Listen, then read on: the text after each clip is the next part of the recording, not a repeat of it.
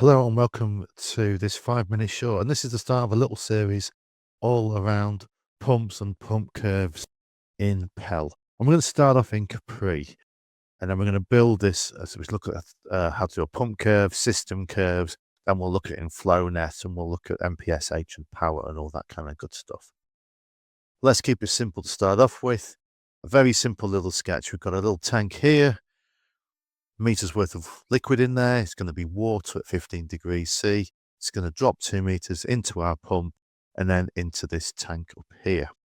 So one of the things we want to understand is what the delta P across that pump is going to be. So nice little sketch. We can see we've got liquid heads, we've got different pipe lengths, and we've created some K values just to give it a little bit of reference. So the first thing I'm going to do and wonder about is actually, well, I'm going to drop some pressure in here. I'm going to lose some pressure in here. So how do I calculate those? And this is where this little sheet is going to come in helpful. So we've got a fluid flow, incompressible flow. If I click on that, something that looks like this will appear. So this is my incompressible flow in Pew. And what I'm asking to do is the pressure drop. I can change that. So I could change the equation so it can work out my flow, my diameter, whatever it might be, even your roughness if you want to calculate a roughness. So got our length, our diameter, and as ever, where it's yellow, we're typing things in. So that's our mild still slightly corroded. And we can use the tools up here. So our pipe in and diameter calculator will appear. So 2-inch shed 40, that's where that number appeared from. Our roughness we've got over here. So mild steel, slightly corroded, there we go, 0.05. So that's how we build these up. Static head loss, now this is the suction side that I'm doing first. And as we can see from the sketch, we're just looking at the pipe work initially. Ignore that first meter. Look at the pipe work, that's got a drop of 2 meters. So we're saying that's -2 on there. That's our K value of 3. Our fluid properties have come from a physical property sheet. And if you want to see how to do that, that appears in other 5-minute shorts. And then we've come up with a mass flow, estimated pressure drop. That's just to pick a number at this point. And then we can come down here and it gives us our pressure drop. And you can see which ones we specified and which one we've calculated. And we've got a few more details down here in terms of effective diameter, area.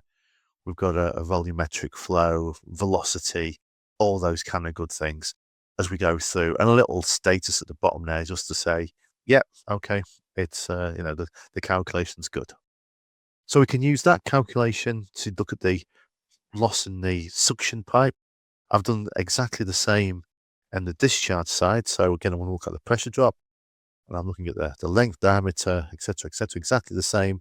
Only this time we're going up 5 meters. So if I go back to my sketch, I'm going from my pump to the inlet into this vessel, which is 5 meters. So that's a positive 5 meters. K value 15. Again, density and viscosity the same.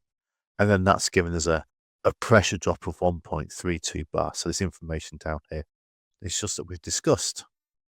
So if I go back to my little sketch, and I come down here, so what I've done now is actually converted that into what's the delta P across my pump. And of course, it's not just the pressure losses through these lines. So pressure in the vessels, atmospheric, so inlet pressure 0 bar. That's my 1 meter liquid head, which I've converted into bar using the density. That's my inlet loss from the sheet. And so that gives me my suction pressure. I've kept it in bar gauge. And then similarly for my discharge side, I've got no pressure, it's atmospheric, 0 bar gauge in the outlet vessel.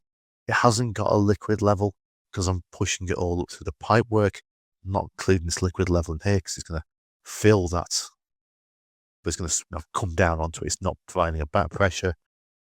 We have included that 5 meters though in the calculation, if you remember, on the discharge flow. So it gives us our pressure loss 1.32, and then we can work out our delta P across the pump, pairing those two, taking one from the other. And there we've got a delta P across the pump. We're starting to understand and size that pump. So simple starting point, looking at incompressible flow through a pipe to start thinking about our pump. And then we'll move that on as you can see, all these tabs down here, to how we then start looking at the system curve and then pump curves and bringing this a bit more together. Thank you.